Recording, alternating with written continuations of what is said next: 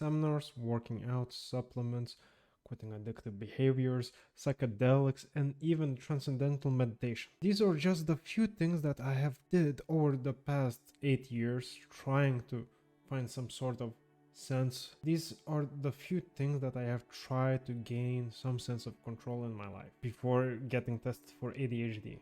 Some of them have worked, some of them didn't, and today we will explore what has helped me in my long journey of self-discovery and what has and what hasn't.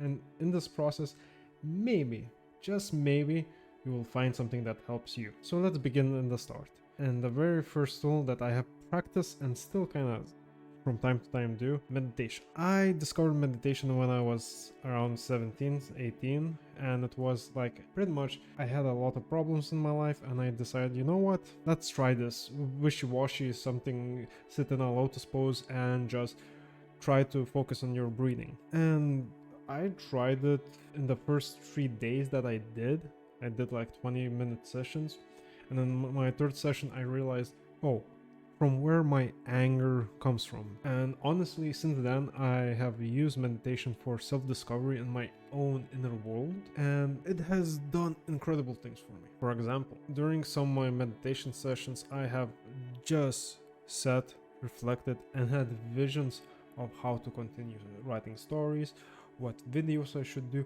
what I should do in general in my entire life, and I have followed those visions, those ideas. My life has turned honestly into a dream life where I feel content, I feel happy, and honestly, it has helped me a lot during the hardest times of my life. Of course, it's a very annoying practice, and for people who have ADHD like me, when we sit, relax, and focus on one thing, that is breathing, it can get very repetitive and our brain starts to do its thing and start creating stories, visions, and that kind of stuff. Sometimes it's very nice, it's very good, it's very enlightening, but most of the time it just is still the same thing. It's just thinking.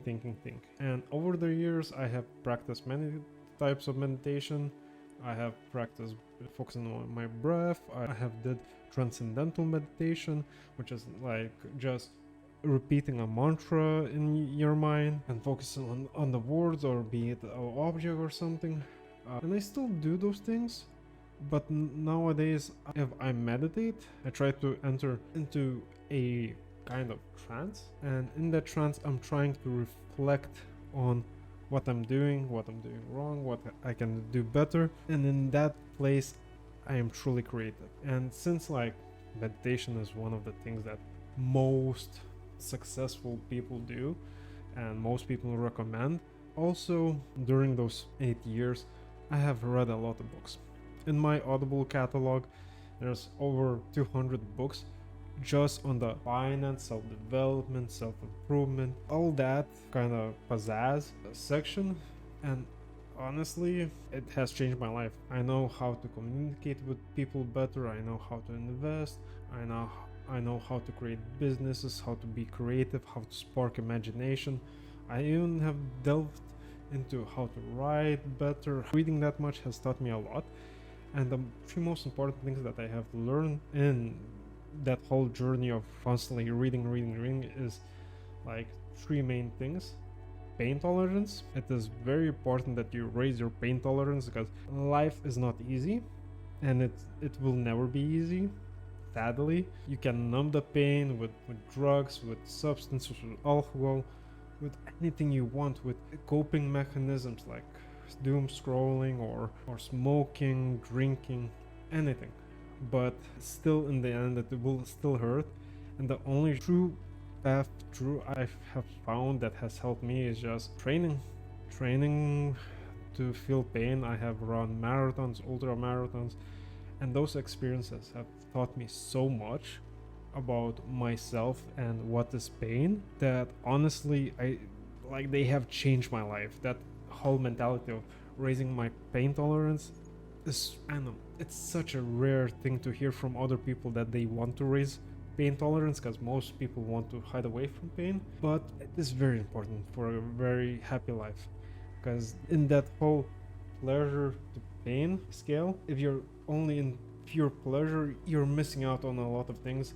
And to feel the full spectrum, you need to feel the pain also. And what has helped me to be, well, raise that pain tolerance and just overall create habits or anything is consistency, because consistency is key. And what I mean, I have started playing guitar like 7 months ago, and honestly, it has been a blast. At first, I sucked so badly. I couldn't even play the chords properly. But now I can just jam to my heart's content, enjoy the process. And of course, it isn't like I'm not very great at it, but if I was not consistent in like just showing up every day, turning out on my app on which I train, like where I practice playing guitar, that's it. I wouldn't even be as good as I am now. And that is all of that is just consistency, that I consistently showed up. And what most people think, oh, that I need to consistently put out just my hardest. I need to like go to the gym and do a 2 hour session every freaking day, because consistency doesn't mean that you need to consistently suffer, nor does it mean that you consistently need to put out 100%, because not always you can put out 100%. Sometimes you're sleep deprived, you're malnourished, somebody in your family has passed away, and that affects you. That has an effect on you, on me, on everybody. You're not immortal. You're not some sort of supernatural being or a god that can just say, oh, I'm not gonna feel this, I'm just gonna put out 100% all the time. No, life is like this. It goes up, it goes down, and so does your energy level. So you just need to keep going, and that going doesn't need to be very fast. Most of my marathons I have honestly run in a very easy pace, and I still complete it, and that puts me like in top 1% of the population who has run a marathon, because a lot of people have never experienced what it is like to run a marathon. I have completed a 82-kilometer ultra. Most marathoners have not completed an ultra, and I did it in a very slow pace. Consistency. I was just consistent, and I just kept on going slowly, and that has brought me a medal. So just keep on going no matter how hard it is. And you can crawl, you can walk, you can even roll yourself. What matters is that you keep on moving forward. And here's like the 3 books that I have read and that I really enjoyed, and those are Can't Hurt Me by David Goggins. Of course, like the dude that has like the tattoo, oh, I choose to suffer, like has read David Goggins. But honestly, reading his story and understanding his principles has really changed my mindset, and has even like created that whole idea of developing pain tolerance. Another great book that I can recommend to anybody is The 7 Habits of Highly Effective People by Stephen Covey, because the habits in that book and how he describes how to develop them, and like that whole independence and dependent and interdependent idea has helped me create a good relationship with people around me, and has helped me help even my friends that are going through things. So honestly, it's a book that I really recommend. And the last book that I recommend is Start Now, Get Perfect Later by Rob Moore, because in that book it pretty much just says this main idea. You don't need to be perfect to start something. You just need to start. Since to get anything good, you need to begin. If you want to start working out, you don't need the most perfect workout routine, diet, or anything. You just need to get up and go to the gym, or go for a run, or heck, do some push-ups.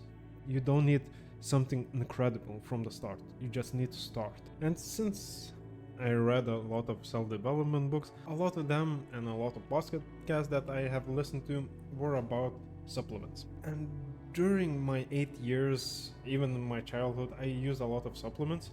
Heck, I have tried so many different supplements, from just magnesium, multivitamins, Tongat Ali, GP1 or AG1, everything. I have tried so much, and here's what I discovered during those 8 years, what really has helped me. So firstly, it's supplements don't really matter if you have a really good diet, because like you don't need AG1. Honestly, I drank it for like a year. It has helped me during that year, but it's super expensive, and goddamn, like, I honestly cannot recommend it to anyone to spend that much money unless you have that money, because you can get everything that AG1 gives you just by eating healthy meal, like with a lot of vegetables. That's it. Eat more fruits and veggies, and that's it. You won't need the supplements. Of course, like, if you cannot have a good meal, eat more veggies, eat more fruits. Yeah, sure, using vitamins is good, but it's just a great tool to get on the road for a better health, but it surely isn't the most effective way.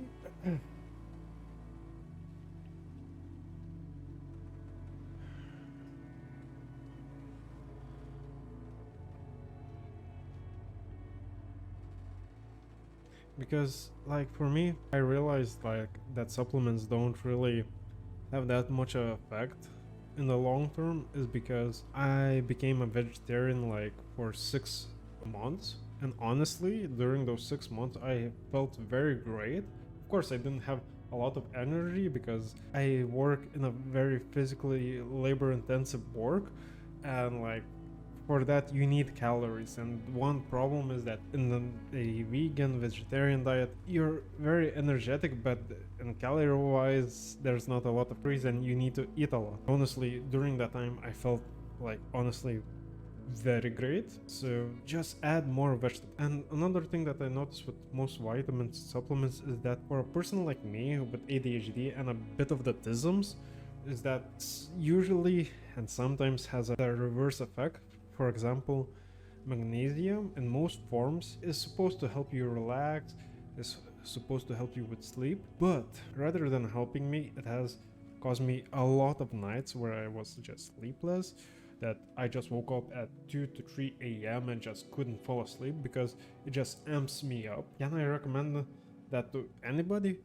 Of course not. From personal experience, I wouldn't, but I know that I am one of the few that has adverse effects to like certain vitamins. So it's up to you for your own experimentation to see what works and what doesn't. And honestly, one of the few supplements that I have tried in my life and I'm constantly drinking and that I have no problems with and honestly see so much benefit from it is creatine. Is because creatine is helps you hydrate yourself, helps your cells to absorb water, and also it helps you with your how you think, your brain process. And honestly, I have noticed that a lot because when I'm working out, I feel like, oh damn, I have a good pump. But another aspect that I seen that when I drink creatine, I'm just like, I feel like I am a bit more focused. My brain is a bit clearer.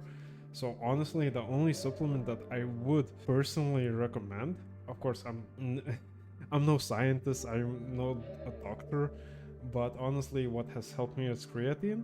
So yeah, another thing that has had a profound change in my life was quitting smoking. And I've been a smoker since I was 15, and I smoked most of the time. When I was 21, I quit smoking and changed it with nicotine patches, nicotine gum, nicotine spray, and I used nicotine like pretty much most of my life for a very long time in my life. And honestly, it felt like time was passing on and that I had no focus, and I was like, maybe one day I need to stop smoking. But I have tried quitting smoking and it was so hard. I constantly fell back into smoking, into using nicotine, because when I quit I was just so angry, so upset, so like tense. And what has helped me quit smoking is that I read a book, and that book was Alan Carr, Easy Way to Quit Smoking. And I have been a happy non-smoker for more than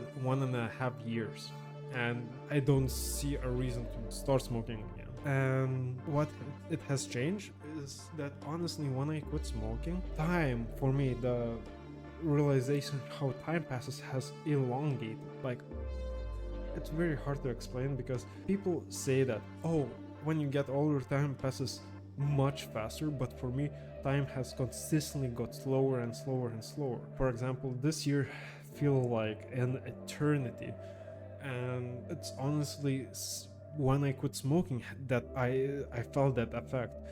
Another thing was that I'm constantly just full of energy, ecstatic and everything, and honestly much more focused, even though nicotine is supposed to focus you. So it just changed my life. My health got better. I started to work out consistently. Honestly, like doing anything consistently since I quit smoking with the easy way method by Alan Carr, this has had a profound change in my life. And I definitely recommend like easy way method. Like they have about gambling, about drinking, about smoking, vaping, sugar. They have so many books. You can like just listen through Audible, or they have seminars, they have courses on their own page. And I would definitely recommend, if you're like struggling with some kind of substance and you have not found any way like how to quit it, I honestly recommend trying it and see if it helps you. Now let's get to the trippy part. In my search for answers and solutions on why I cannot be consistent or stay focused on my goals, I have thought about doing psychedelics, and I even did so. And a quick disclosure, I do not endorse using such kind of substances, psychedelic substances or that kind of stuff, and this is just simply my own experience, and take it as you will. So what I have used psilocybin mushrooms or magic mushrooms, and honestly my first experience was with a heroic dose, and it's a very long story, but honestly since that day my life was never the same. For like the first 6 months after that dose, it took me quite a while to get back into my own reality, as you can say, and that also has made me think very differently about life. For example, like I thought about how I can like improve my mind by vibrations, by music, by hertz, by binaural beats, by that kind of stuff, by even continuing meditation again, picking up the habit. And honestly it's very hard to explain what kind of effect it has on me, but honestly, if it was not for psychedelics, I don't think I would have quit smoking. I don't think I would start writing again, and I don't really think I would have started to work out consistently, because it honestly was a very good medicine for my ego and for me to be a better person. And is it a very good solution? I don't know. I have used it, and honestly I probably will do it again when I will need to, because it is a medicine. And if you don't need to do that kind of experience, don't do psychedelics like ayahuasca, mushrooms, that kind of stuff for fun. I would recommend doing it for self-healing. And yeah, that's pretty much it about that. But also, since we are on that whole like trippy esoteric stuff, I also dabbled in the esoteric and mystic corners of knowledge in my vague hope of finding some kind of relief from my constant lack of willpower and hope. I'm gonna tell you the few things that I have learned that like I really carry with myself is, firstly, life is nothing more than a game. It's a learning place.